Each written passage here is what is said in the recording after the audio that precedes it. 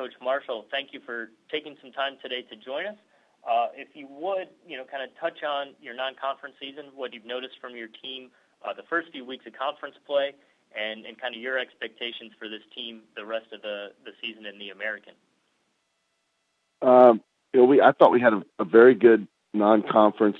We were, I think, 10-2, lost in a very close final to Notre Dame in Maui, and then Trey Young in Oklahoma came in and played great. We did not play so well against them. We had a bad game plan, and they torched us. So we lost those two, but we won at Baylor and at Oklahoma State. We beat some very good teams, like the College of Charleston, Florida Gulf Coast, Marquette.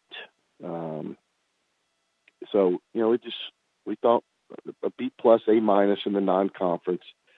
We had a couple of injuries that we were dealing with, including our leading scorer and leading rebounder from last year, Marcus McDuffie, who missed 11 games. And he's back now. He's played 3 or 4 games, and he's starting to get comfortable. He shot the ball very well in the last 2 games, and his minutes have increased as his conditioning has gotten better.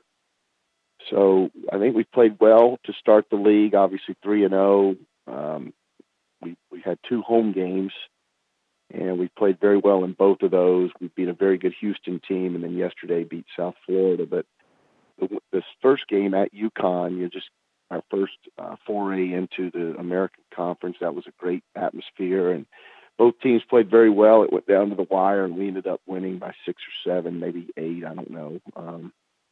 And so to start out 3-0 is good. We got a big week this week. We have 2 games in 3 days. We go to East Carolina and then Tulsa. So we're looking forward to seeing all the venues and trying to meet the expectations and challenges which lie ahead. Well, thank you, Coach. And if anyone has any questions for Coach Marshall, that's *1 on your keypad.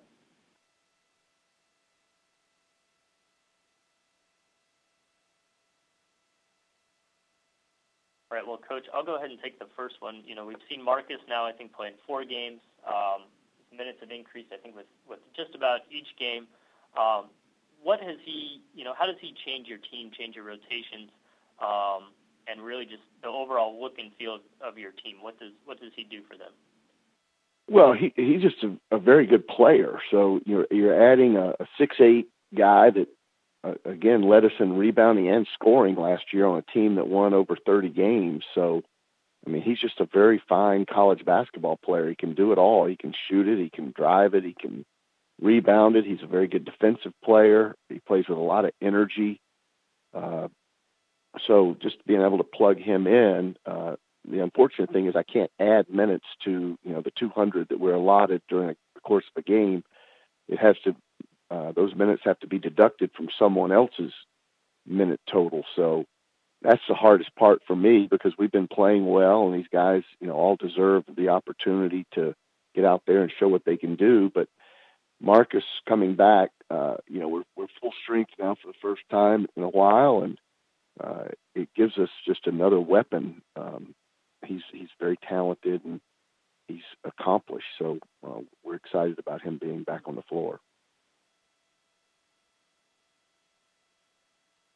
And Coach, can you touch on just what Landry does and means for your team? Yesterday he barely scores, and you guys still win going away. The other night against Houston, he leads you guys with 18 points. Seems like he can do, he has his hand in everything, whether he's scoring or not. But can you touch on just, his growth, his maturity, and what he means to your team? Absolutely.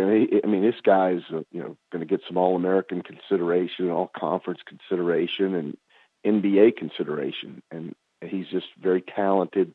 Again, a guy that can do it all. He at Oklahoma State this year in our win, he had 30 points and took a couple of charges and just plays on both ends and plays very, very well. But last night, the epitome of our program, I think, is the fact that all that being said, last night in a 40-point win, he takes 2 shots, but he has 7 assists. He's out there running his team. and he doesn't worry about, the individual stats. He's worried about winning and how we're playing, and because of that, and everybody knows his talent level. I mean, he's a very serious and precocious young man, and he's gonna make a lot of money one day playing this game. And last question for you here, Coach, and then we'll let you get back to planning out the week. I think when you went to Connecticut, you remarked that, the flight out there, you flew over the entire Missouri Valley Conference. Getting ready to do that again later this week, flying over to East Carolina. Have you noticed any changes in your team's planning, preparations, given the geographic diversity of this conference? No, not really. I mean, we'll knock out, I think we have 4 trips to the East Coast this year, and we'll knock out our second one, in the second week of the season. So we're excited to go east. I've got a lot of friends and family in the North Carolina, South Carolina, Virginia area, so I'm going to have a lot of folks come to that game, and looking forward to seeing them. No, it's just once you get in the air, basically it's just a little longer flight. That's all there is. We charter everywhere we go, so you just stay in the air another hour or so. But we're looking forward to going to East Carolina, and then we fly from there to Tulsa. We don't even come back, so because it's a late game on Thursday night, and then an evening game on Saturday. All righty. Well, Coach, we'll let you get back to preparations for this week's games. Appreciate you taking some time today, and we look forward to getting out to Wichita here soon. Okay, thanks so much.